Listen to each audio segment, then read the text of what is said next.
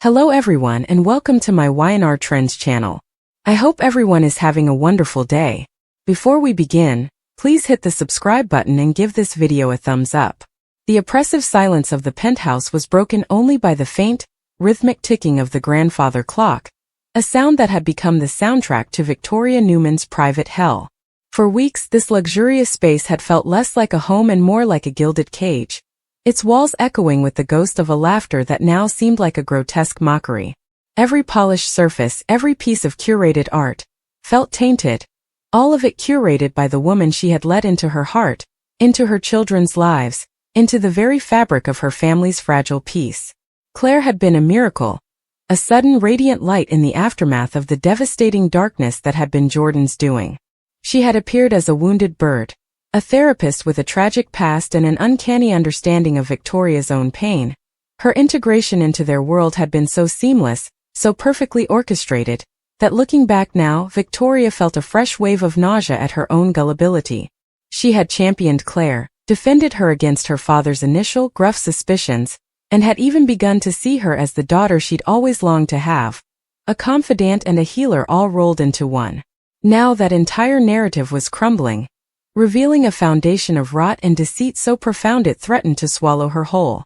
The first crack in the carefully constructed facade had been small, almost insignificant, a fleeting expression in Claire's eyes that wasn't one of gentle empathy but of something colder, sharper, more calculating.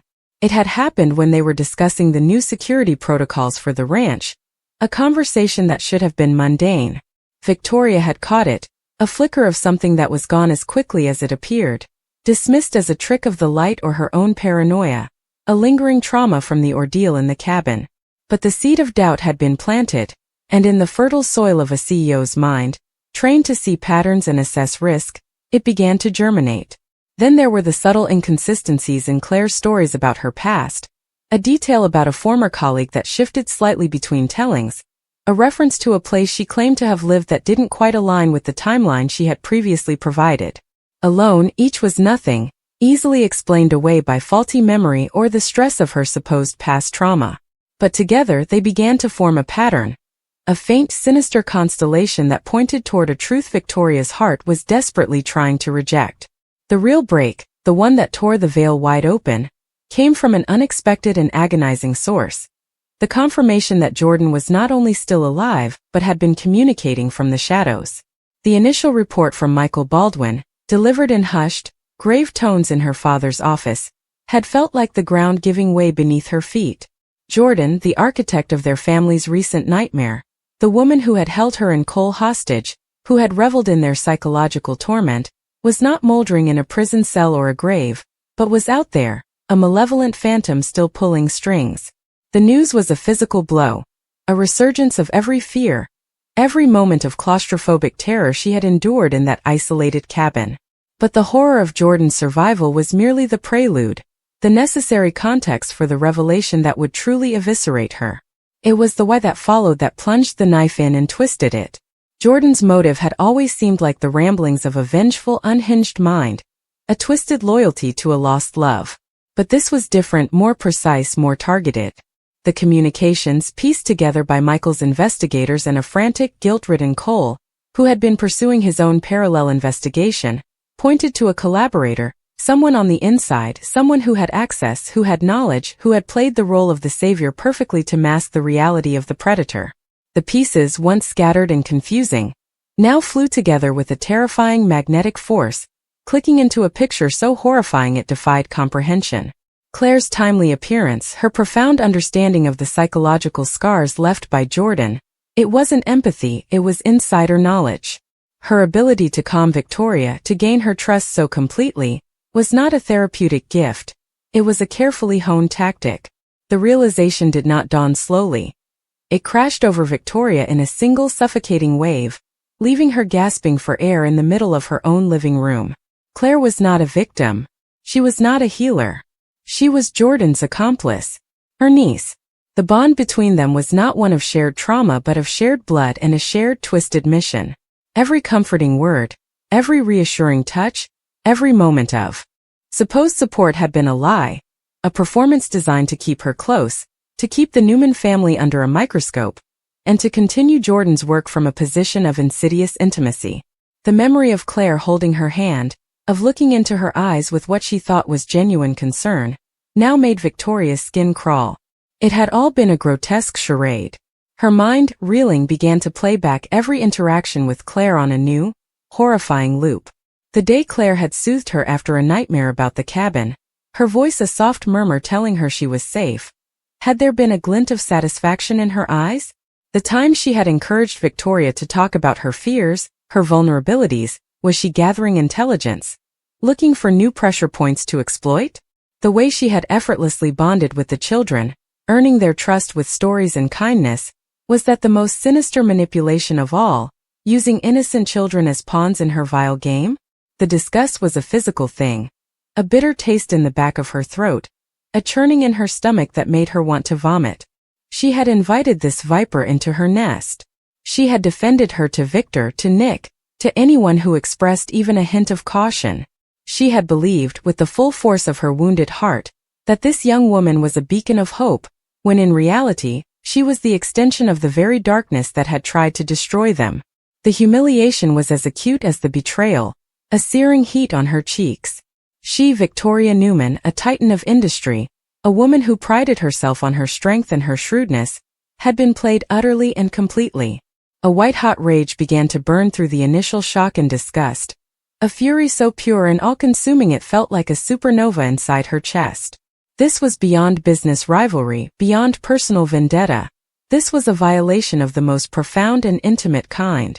It was a psychological rape, a defilement of her sanctuary, and a threat to her children that made every other business or personal enemy she had ever faced seem trivial. The thought of Claire near her son, near her daughter, sent a primal fear coursing through her, a maternal instinct to protect that overrode everything else. How long had this been planned? From the very moment of their abduction? Had Claire and Jordan been laughing at her the whole time? Plotting their next move while she, Victoria, was pouring her heart out to her chief tormentor? The sheer audacity of it, the cold, patient cruelty was breathtaking. This wasn't a crime of passion. It was a long-term strategic operation, and she had been the primary target, her trust the weapon used against her. Her first, overwhelming impulse was violent. A need to confront, to scream, to physically expel the contamination of Claire's presence from her life. She pictured herself storming into the guest wing, her hands itching to wrap around the girl's throat, to wipe that placid, deceptive smile off her face forever. But years of being Victor Newman's daughter, of running a global corporation, forced a sliver of ice-cold logic through the inferno of her anger. A direct, emotional confrontation was what they would expect. It might even be what they wanted, to see her break, to witness the full extent of the damage they had wrought. No, she could not give them that satisfaction. This required more than rage, it required strategy. This was war, and Claire and Jordan had just made the fatal error of underestimating their enemy. Victoria's mind, now fully engaged in survival mode, began to race, plotting not with emotion, but with a chilling, calculated precision. She had to be smarter, more ruthless than they were. She had to turn their own game against them. She thought of Cole, of the shared trauma that had once bound them together, and then torn them apart. He was in the city digging, putting his own pieces together. A part of her, the part that was still the wounded woman from the cabin, wanted to call him, to hear his voice, to share this horrific burden. But another part, the CEO, the Newman, knew that every communication was a potential risk. She couldn't trust anyone, not fully. Not until this was over. Yet, Cole had a stake in this. He had been a victim alongside her. His rage would match her own.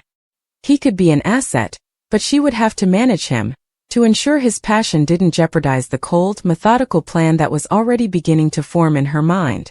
They would need evidence, irrefutable proof that could not be explained away by more lies or manipulations. They would need to trap Claire, to make her confess, to expose the entire sordid plot in a way that would ensure she and Jordan could never harm her family again. The practicalities began to snap into focus. Security had to be changed, but subtly. She couldn't alert Claire that she was under suspicion. She would have to act normal, to maintain the facade herself, to become the performer. The idea of looking Claire in the eye, of speaking to her in a calm tone, of pretending that the world hadn't just been ripped out from under her, was perhaps the most difficult challenge she had ever faced. It would be an act of supreme will, a performance to rival any her father had ever staged. She would have to smile, to listen, to perhaps even seek more of Claire's counsel, all while secretly setting the stage for her utter and complete destruction. Every word would be a lie, every gesture a deception, all designed to lure the predator into a trap of her own making. The irony was not lost on her. She would have to become like them just for a little while in order to defeat them. As she stood there, silhouetted against the panoramic window overlooking the city she helped to rule, Victoria Newman underwent a fundamental transformation. The shock, the disgust, the raw, bleeding hurt, they were not gone, but they were being forged in the furnace of her fury into something harder, sharper, and infinitely more dangerous. The last vestiges of the vulnerable woman who had been taken hostage, both in that cabin and in her own home, were sloughing away, replaced by the unyielding resolve of a queen ready to defend her kingdom at any cost. Claire and Jordan had thought they were playing with a victim. They were about to discover they had been taunting a sovereign. They had sought to break her spirit, but they had only succeeded in tempering it into a weapon. The truth was disgusting, it was horrifying, it was a wound that would likely never fully heal, but it was also finally known. And with that knowledge came power. The game was far from over. In fact, from Victoria's perspective, it had only just begun, and she was now the one writing the rules. The city lights twinkled below, indifferent to the personal cataclysm unfolding high above, but in the silence of the penthouse, a new kind of storm was gathering, and its name was Victoria's vengeance. Some believe she's spiraling, reverting to her manipulative roots out of fear that her carefully rebuilt life is slipping through her fingers. Others argue that this is part of a larger Newman plot, that Claire is being used as a pawn by someone else who wants Kyle gone for business or revenge reasons. Whatever the truth, the phrase "kill Kyle now" has become the most chilling line in recent memory, setting the stage for a chain reaction that could drag every major family in Genoa City into chaos. And chaos is coming. The look on Claire's face, the silence that follows, and the secret Holden is now forced to carry. All of it points to one of the darkest arcs in the Young and the Restless history. The tension in Genoa City is about to reach its boiling point, and Holden's silence has become the ticking time bomb at the center of it all. After Claire's shocking command, those 3 words that shattered everything he thought he knew about her, Holden has been spiraling. The spoilers hint that he's trying to convince himself that he misunderstood her, that maybe she didn't mean it literally. But the look in her eyes when she said, "Kill Kyle now," leaves no room for confusion. Claire was deadly serious, and that realization is what keeps Holden up at night. He's not just carrying a secret, he's carrying a sentence that could destroy both of them if it ever gets out. The Young and the Restless spoilers say Holden's struggle plays out quietly at first. He avoids Kyle at society, finds excuses to skip meetings, and his hands shake every time Claire's name comes up in conversation. But the guilt is eating him alive. He's a man caught between his conscience and his fear of Claire. The show reportedly uses subtle visual cues, long silent stares, lingering camera shots, and tense background music to make viewers feel the same anxiety Holden does. Every time Kyle walks into a room, Holden sees him as a reminder of the choice he hasn't made yet. Kill or confess. Obey or resist. It's a moral standoff, and neither option ends well. Claire, on the other hand, seems disturbingly calm. Spoilers reveal that she's mastering the art of control again, projecting serenity while chaos brews beneath the surface. Around Victoria, she's the picture of innocence, helping out, smiling, assuring everyone that she's happy to be rebuilding her life. But when she's alone with Holden, the mask slips. She reminds him of his promise, of the danger if he betrays her. In one chilling scene reportedly coming soon, she tells him softly, "You're already in too deep to turn back now." It's not just manipulation, it's domination. Claire is asserting power in a way that mirrors the psychological game she once endured from Jordan, and fans are noticing the eerie symmetry. Has Claire become what she once feared most? Meanwhile, Kyle is completely unaware of the storm brewing around him. He's preoccupied with his own troubles, his strained relationship with Summer, his ongoing battles at Jabot, and the constant shadow of family expectations. But the Young and the Restless spoilers tease that Kyle's curiosity is about to put him in grave danger. He's been poking around trying to uncover inconsistencies in a recent Newman business deal, something that doesn't add up in the paperwork. What he doesn't realize is that this trail could lead directly to Claire. If he exposes the connection, her fragile new identity could collapse overnight. Claire knows it, and that's why she's desperate to eliminate the threat. Holden's inner turmoil reaches a critical point when he finally confronts Claire in private. The spoilers suggest it's one of the most intense exchanges the show has delivered this year. Holden's voice trembles as he asks her why she wants Kyle gone, why she's dragging him into it. Claire doesn't explode. She doesn't shout. She just stares at him and says, "Because if he talks, I lose everything. And you lose me." It's a gut punch moment, emotional blackmail disguised as love. Holden's hesitation becomes her leverage.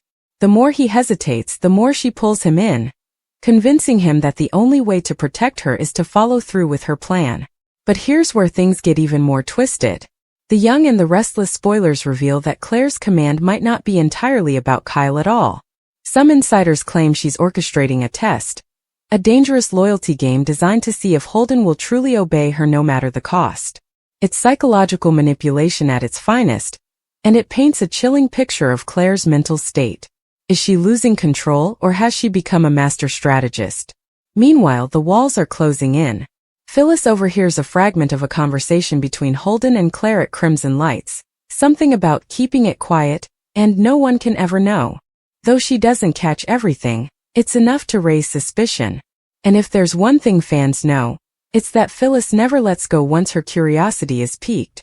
The spoilers suggest she'll start digging, following breadcrumbs that lead her dangerously close to the truth. The upcoming episodes are set to be a slow-burn descent into paranoia. Holden starts seeing Kyle everywhere, at society, at the park, even outside his apartment, and he begins imagining the worst. He fears that Kyle already suspects him, that Claire's plan has set him up for disaster. The weight of the secret begins to fracture his sanity, pushing him toward a breaking point. And through it all, Claire maintains that unnerving calmness, reassuring him that everything will work out if he just trusts her. But trust has never been more dangerous.